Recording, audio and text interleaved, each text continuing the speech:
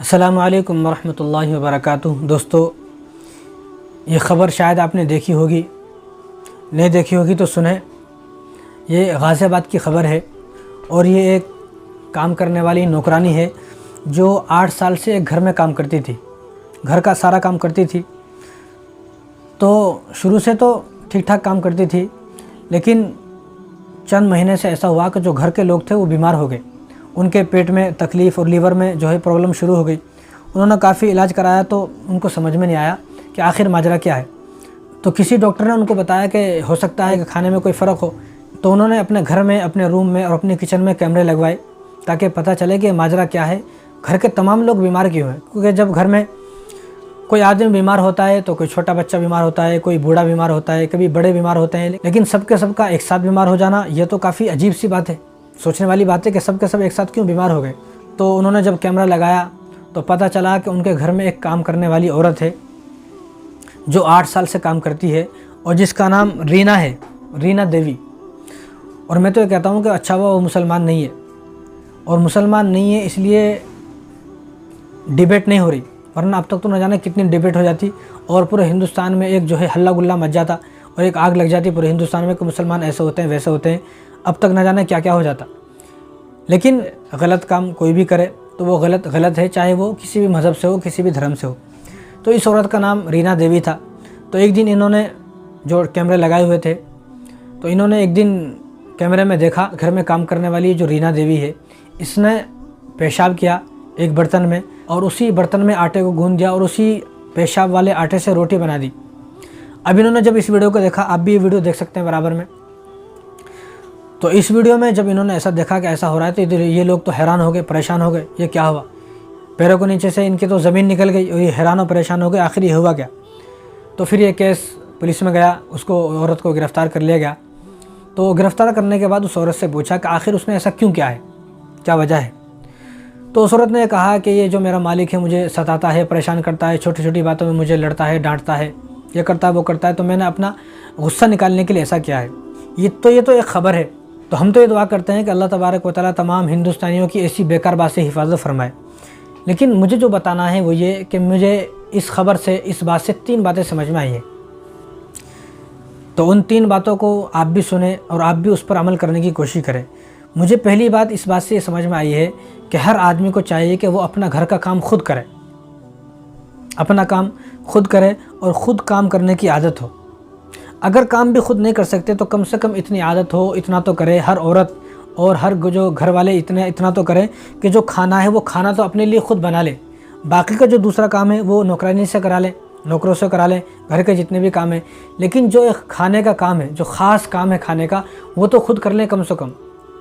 لیکن آج کل ایسے آزاد ہو گئے ہیں، مرد بھی اور عورتیں بھی، لڑکیاں بھی اتنی آزاد ہو گئی ہیں، ان کو سارا کام نوکر سے کرانا پسند ہوتا ہے، خود کچھ بھی کام نہیں کرتے۔ جب خود کام کرنے کی عادت نہیں ہے اور خود کوئی کام نہیں کرو گے تو پھر یہ ایسا منظر دیکھنا پڑے گا، پھر گھر میں ایسے حالات پیدا ہوں گے۔ تو میں تو یہ کہتا ہوں کہ ہر عورت خود کام کرے، اور اگر کام نہیں کر سکتی تو کم سے کم خود کھانا تو خود بنائے۔ کھانا خود بنائیں گی تو تمام بیماریوں سے حفاظت ہوگی، تمام بیماریوں سے محفوظ رہیں گی اور تمہاری زندگی صحیح سلامت رہے گی۔ اس لیے منع کیا جاتا ہے کہ آدمی ہوٹل کا کھانا نہ کھائے، باہر کا کھانا نہ کھائے۔ اب باہر کا کھانا کس نے کیسا بنایا کیا معلوم، کبھی مجبوری ہے تو کھا سکتا ہے، لیکن بعض لوگوں کو عادت ہو گئی ہے کہ وہ ہر دن باہر کا کھانا کھاتے ہیں، ہر دن ہوٹل کا کھانا کھاتے ہیں۔ اب ہوٹل کا کھانا کھا کر، باہر کا کھانا کھا کر اتنی بیماریاں پیدا ہو گئی، خود پریشان ہے کہ اتنی بیماریاں مجھے کہاں سے لگ گئی۔ یہ جو تمام بیماریاں تمہیں لگی ہیں یہ ہوٹل کا کھانا کھانے سے لگی ہیں، باہر کا کھانا کھانے سے لگی ہیں۔ تو پہلی بات جو مجھے سمجھ میں آتی ہے وہ یہ کہ آدمی خود کام کرے۔ اگر خود سارا کام نہیں کر سکتا تو عورتوں کو چاہیے کہ گھر میں کھانا تو خود بنائے، کم سے کم کھانا تو خود ہی بنائے تاکہ زندگی صحیح سلامت رہے اور باہر کے تمام کھانوں سے بچا جائے۔ اور دوسری بات جو مجھے سمجھ میں آئی ہے اس خبر سے وہ یہ کہ کسی کو پریشان نہ کیا جائے، کسی پر اتنا ظلم نہ کیا جائے اور کسی کو اتنا مجبور نہ کیا جائے کہ وہ مجبور ہو جائے ایسے غلط کام کرنے پر۔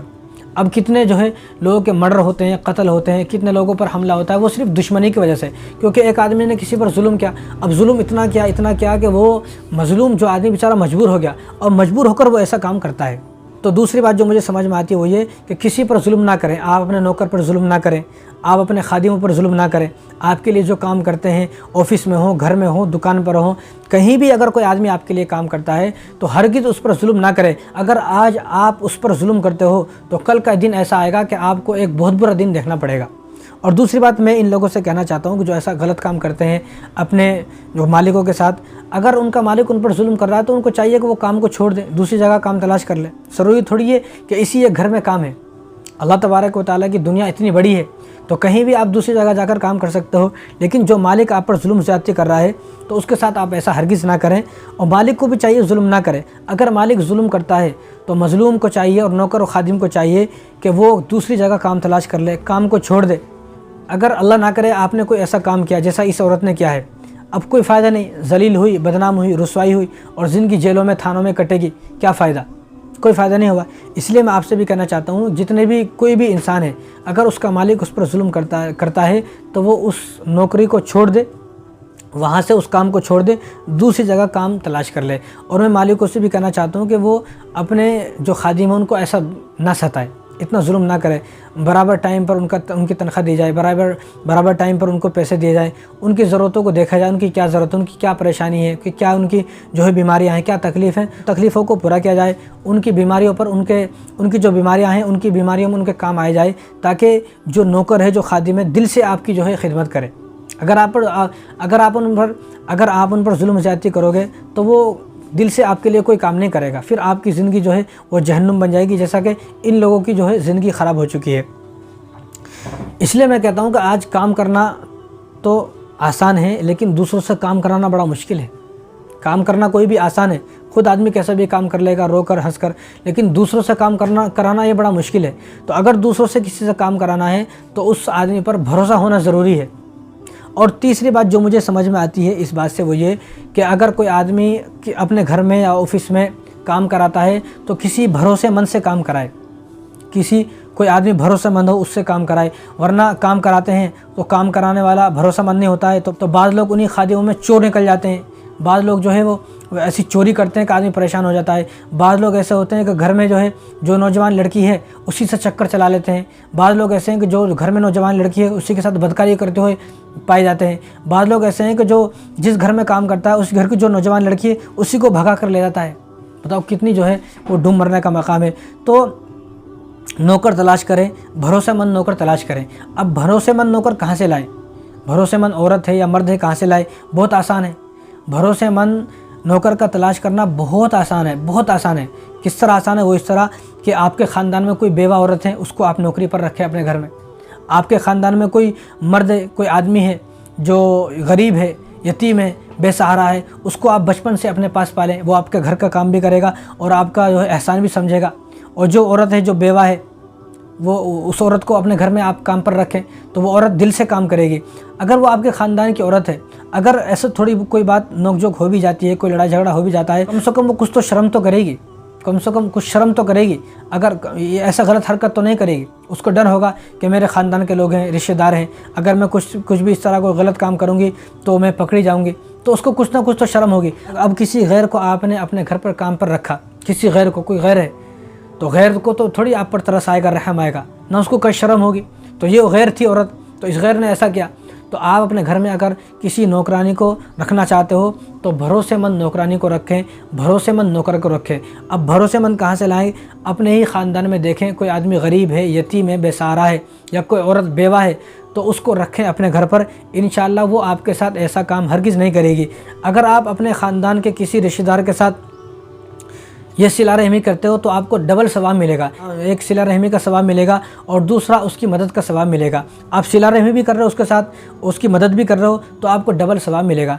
تو جتنے بھی لوگ ایسے ہیں جو اپنے گھر میں نوکر رکھنا چاہتے ہیں تو اپنے ہی کسی خاندان کے ایسے افراد کو تلاش کریں، کسی عورت کو تلاش کریں جو دل سے کام کریں، اور کل کو آپ کو شرمندگی نہ اٹھانی پڑے، اور کل کو آپ کو بھی ایسا بیمار نہ ہونا پڑے۔ ورنہ آپ اس طرح ظلم زیادتی کرو گے، کسی نئے آدمی کو رکھو گے تو اسی طرح آپ کو بھی دن دیکھنا پڑے گا جس طرح ان گھر والوں کو دن دیکھنا پڑا ہے۔ السلام علیکم ورحمۃ اللہ وبرکاتہ۔